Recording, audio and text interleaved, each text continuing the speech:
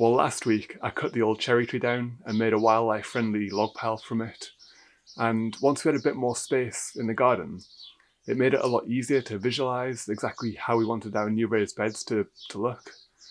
So I'm okay at growing plants, but I'm not really that good when it comes to landscaping. So I just sort of went ahead and made the raised beds how I thought you should probably make raised beds. And although they're not perfect, I'm actually really happy with how they turned out. And I know that it's going to be really good for growing vegetables in. A lot of the wood was really rotten, so I'm not really too sure how long the beds are going to last for. But at the same time, it felt really good to be reusing the old wood that was already here in the garden when we bought the house. So anyway, let's go ahead and see how I built the raised beds and how they turned out. I began by placing a sleeper offcut against the edge of the patio. This represents the edge of the first vegetable bed. I then placed another sleeper 180cm away from the first. Another sleeper was then positioned to represent the start of the second vegetable bed. The narrow gap between these two sleepers will become the path between the first and second vegetable beds. At this point, I made a new friend in the garden, but he didn't seem so keen. When I went into the house for a drink a bit later on, he'd found his own way into the house and had fallen asleep on the sofa next to where Amy was working. But back to the garden. Once I was happy with the size of the new vegetable beds, it was time to dig the trench for the first sleeper.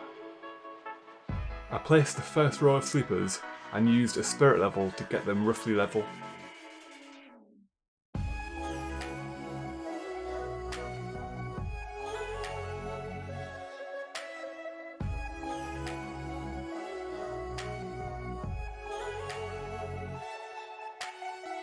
I then used a tape measure, a string line and some twigs that I'd pruned from the old cherry tree to mark out the second row of sleepers 180cm from the first.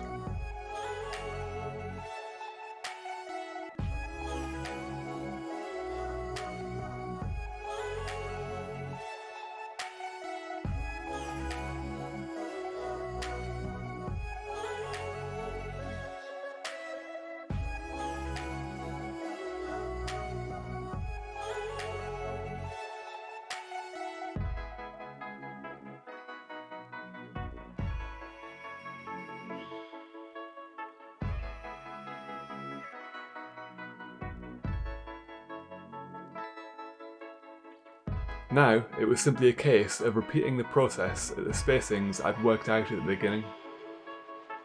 The only complication was that each bed had to be a little bit lower than the last to match the gradient of our garden. I did this completely by eye. I removed most of the soil from the path and put it into the beds. The paths are going to be filled with wood chip that I can get for free from a local tree surgeon. Once the beds were constructed, I used a rake to remove the worst of the rubble from the soil surface. The soil level in the second bed was slightly higher than the sleepers, so I shoveled the excess soil into the first bed, which was quite a bit lower than the sleepers.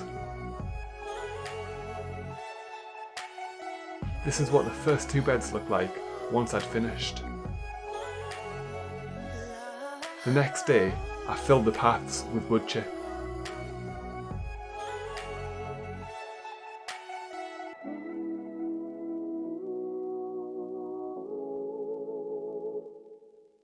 And a few days later, I managed to get the third and final bed finished.